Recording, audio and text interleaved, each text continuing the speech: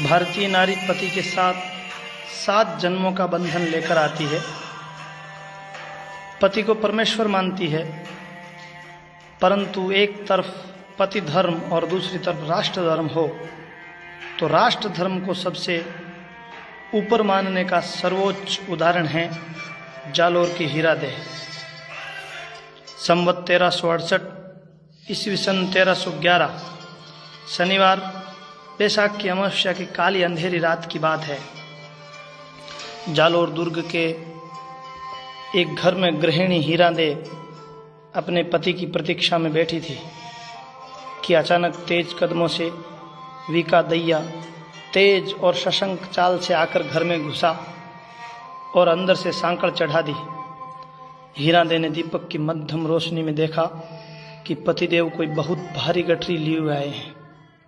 खनक से ही समझ गई कि धन और आभूषण है, लेकिन पति की चोर नजर से वह तुरंत भांप गई कि कुछ तो गड़बड़ है। इतना धन? उसने आश्चर्य व्यक्त किया। फिर पूछा, क्या मैं जान सकती हूं कि यह धन आपको कहां से मिला? वीका दैया कुल्ला करते हुए बोला, कहीं से भी मिला है, रख लो, दुर्दिनों में काम ही आएगा।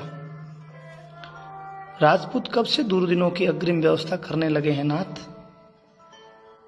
अरे तुम जानती नहीं हो, आगे समय बड़ा खराब आने वाला है। धन की कमी तो धन ही से पूरी होगी ना।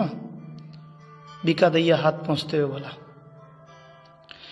क्षत्रिय हो, तलवार लेकर जिस दिशा में भी निकलोगे परिवार के गुजारे लायक तो मिल ही जाएगा।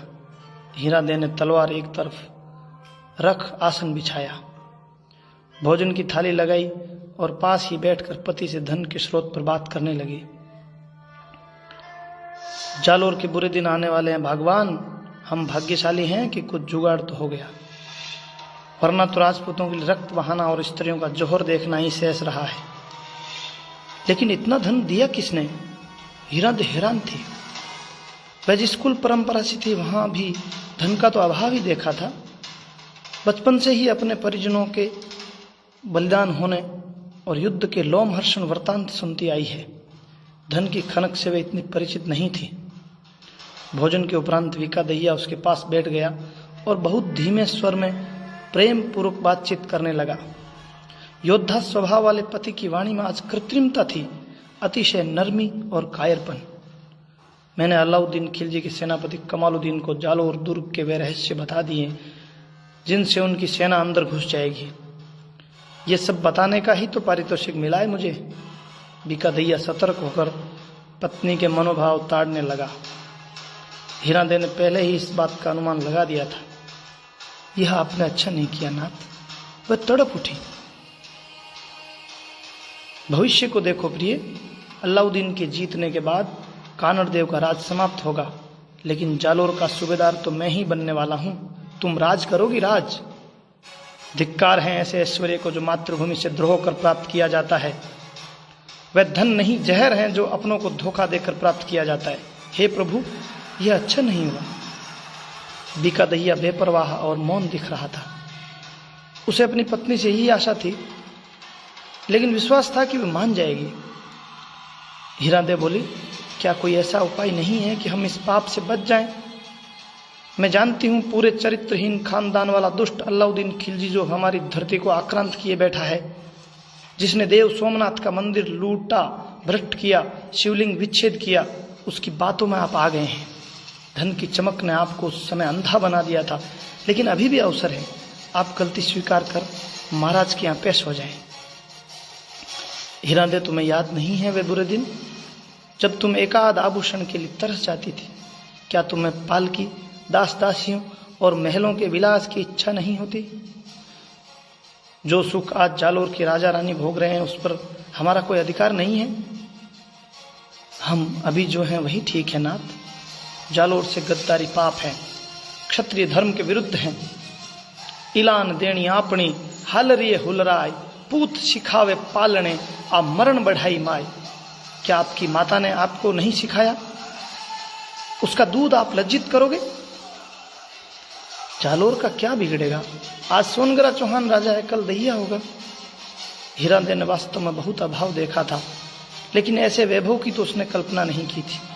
वह समझ गई कि बहस करना व्यर्थ है, अब समय नहीं है, विनाश पल पल पास आ रहा है। जब सब कुछ बता ही दिया तो घात लगाकर बैठी खिलजी की सेना कभी भी किले में घुस सकती है। अपने पति के इस विश्वासघात की पीड़ा में भावों को वे पी गई, चुपचाप सोने का अभिनय करने लगी।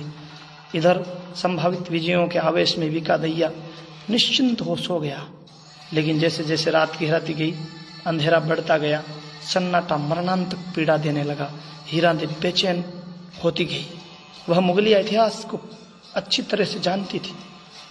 उसकी आंखों के सामने वीरों के साके, सतियों के जौहर से धधकती चिताएं, चित्कार और कोहराम तैर रहा था।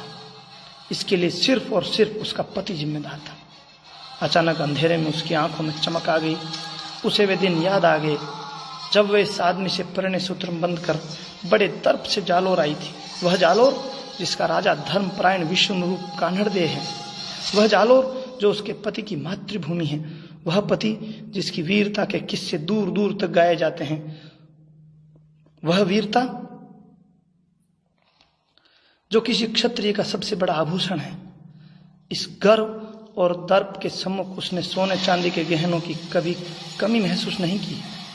स्त्री का सबसे बड़ा सुहाग चिन्ह तो उसका पति है, लेकिन ये कैसा पति है जो वैधव्य से भी बड़ी पीड़ा देकर जा रहा है? क्या हीरादे की संतान गद्दार कहलाएगी? हे ईश्वर, यह तूने क्या कुमति ढाई है? इस घृणित कर्म के लिए मेरे पति को ही क्यों तैयार किया? आखिर वह कौन सी घड़ी थी जब जिसे यहाँ की प्रजा अपना रक्षक मानती थी, यह उसी का भक्षक बनने जा रहा है। जिस महाराज का इन पर अटूट विश्वास है, ये उसी को तोड़ने जा रहे हैं। नहीं, मेरा पति ऐसा नहीं हो सकता। चाहे कोई कितना ही प्रिय हो, लेकिन देश धर्म से दुश्मनी करने वाले से नाता नहीं रखा जा सकता। तो क्या भाग जाऊं? मगर मैं क्षत्राणी हूं, राजपूत की डिक्री हूं, क्षत्रियोचित आचरण ही करूंगी।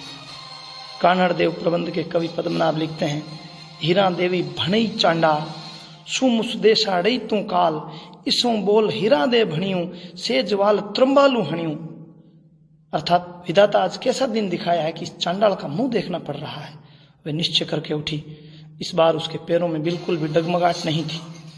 उसके हाथ जरा भी न कांप रहे थे। पास में रखा तांबे का भारी घड़ा उठाकर विकादैया के सिर पे दे मारा। वार भरपूर था।